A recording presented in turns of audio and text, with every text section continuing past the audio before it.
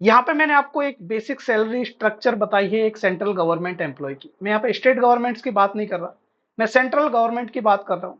तो central government का जो एक एम्प्लॉय होता है उसकी बेसिक सैलरी या बेसिक जो उसकी सैलरी स्ट्रक्चर है उसकी मैं यहाँ पे बात कर रहा हूँ।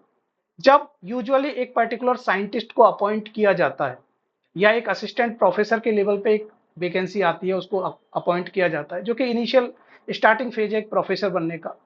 उन दोनों ही केसेज में या और भी जो मोस्टली केसेज होते हैं, जैसे कि मैंने बताया कि पेटेंट एग्जामिनर की वैकेंसी निकली थी, उन सब केसेज में जो पे लेवल उनका डिसाइडेड होता है, एंट्री पे लेवल, वो होता है पे लेवल 10। यानी कि जो मैंने यहाँ पे सबसे पहली लाइन रखी है उसमें जो पे लेवल 10 है उस पे उनको अपॉइंट किया जाता है। और पे लेवल 10 में उनको कितनी टोटल सैलरी आप मिलती है, आप उसको कंपेयर करो या उनको आप एक बार नोटिस करो। उनकी बेसिक सैलरी होती है 56,100 रुपीज ओनली।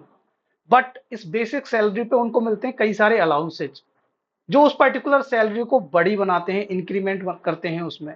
जैसे कि उन्हें 7,200 एक पर्टिकुलर कंपोनेंट मिलता है जिसको हम बोलते हैं ट्रांसपोर्ट अलाउंस, और ट्रांसपोर्ट अलाउंस उनको मिलता है 7,200 रुपीज।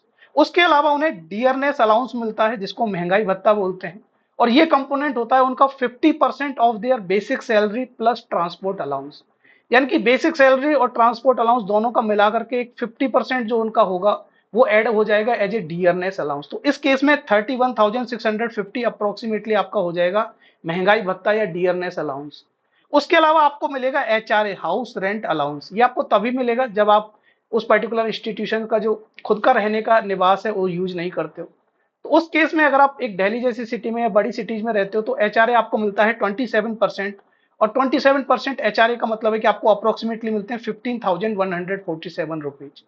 और ये सारा के अलावा आपके जो पेंशन है, जो अभी न्यू पेंशन सिस्टम है, उसके अंतर्गत आपको एम्प्लॉयर आपके पेंशन के अकाउंट में कुछ पैसा जमा करती है, और वो एम्प्लॉयर के साथ हिसाब से उन एम्प्लॉयर के जो साइड है उससे आपको यहाँ पे जमा होता है approximately 14% of your basic plus DA। यानी कि एज ऑफ नाउ अगर मैं बात करूं जो प्रेजेंट रेगुलेशंस हैं, अप्रोक्सीमेटली 11,781 आपको मिलता है। तो आप देखो आपकी total monthly salary first month में हो गई 1,21,878। एक अच्छी खासी सैलरी आपको सेंट्रल गवर्नमेंट ऑफर करता है। इतना ही नहीं, हर साल आपको इंक्रीमेंट मिलते हैं आपकी बेसिक सैलरी पे, DA आपका इंक्रीज होता है, तो आपकी सैलरी बढ़ती जाती है। उसके अलावा हर 4 to 5 ईयर्स में आपको प्रमोशन मिलते हैं, और प्रमोशन के साथ आप मूव करते हो स्टेप 10 पे लेवल 10 से 11 में, 11 से 12 में, 12 से 13 में, 13 से 30A में, इस तरह से। और जैसे जैसे आप प्रमोट होते जाओगे आपका जो बेसिक सैलरी है बढ़ती जाएगी, अदर बेनिफिट्स भी बढ़ते जाएंगे और आपकी सैलरी जो ना इंक्रीज होती जाएगी। इन जनरल जो सेंट्रल गवर्नमेंट पोजीशन एक्वायर करता है वो आराम से 13A पे लेवल पे आराम से पहुंच जाता है। तो यानी कि आप देखो ऑन एवरेज उनकी सैलरी जो है ना 2.5 लाख तक आराम से पहुंच जाती है। तो ये बेनिफिट्स होते हैं सेंट्रल गवर्नमेंट में, आपको अच्छी खासी सैलरी जो है ना देखने को मिलती है। ऐसा नहीं है कि अभी आपको कम सैलरी मिलती है। उसके अलावा ये तो जो है ना उसका मेन पर्क है कि ठीक है आपको सैलरी अच्छी मिल रही है, आपको बहुत सारे और भी बेनिफिट मिलते हैं, जैसे कि job security. Central government employee को जॉब से फायर करना उतना आसान नहीं होता, आपको एक सिक्योरिटी जैसा फीलिंग वहां पे मिलता है। उसके अलावा आपको मेडिकल बेनिफिट्स मिलते हैं, आपको भी और आपके डिपेंडेंट फैमिली मेंबर्स को भी। आपको नेशनल पेंशन सिस्टम के अंदर कवर किया जाता है, यानी कि आपको पेंशन के बेनिफिट्स मिलते हैं। आपको एक लीव ट्रेवल कंसेशन करके कंपोनेंट मिलता है, जिसमें हर साल एक बार आपको घर आने जाने का खर्चा या फिर कहीं और घूमने का खर्चा दिया जाता है। आपको कुछ पर्टिकुलर बैलेंस देखने को मिलता है कि आपकी जो लाइफ है और आपका जो वर्क है उसमें एक बैलेंस है, क्योंकि आपको वीकेंड्स पे ऑफ मिलता है, गेजेटेड हॉलीडेज मिलती हैं अप्रोक्सीमेटली 14 to 15।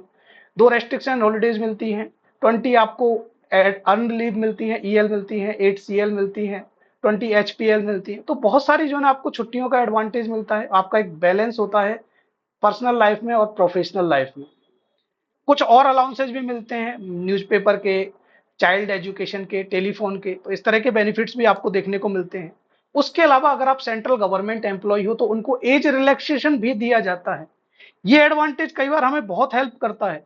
हो सकता है कि आप जब पर्टिकुलर एक जॉब ज्वाइन कर रहे हो आपकी एज हो सकता है 28 है, 31 है, लेकिन आप जब सेंट्रल गवर्नमेंट एम्प्लॉय होकर के एक 3 साल की सर्विस दे देते हो तो आपको हर रिक्रूटमेंट में ऑलमोस्ट 5 ईयर्स का एज रिलैक्सेशन मिलता है।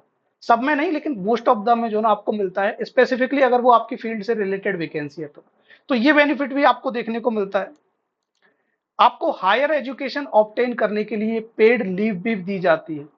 आपको जो है ना एक हाउसिंग भी यूजुअली मिल जाती है एक अच्छे इंस्टीट्यूशंस में, अगर आपने नोटिस किया हो। एक सेफ हाउसिंग होती है, सिक्योर होती है, पीसफुल हाउसिंग होती है।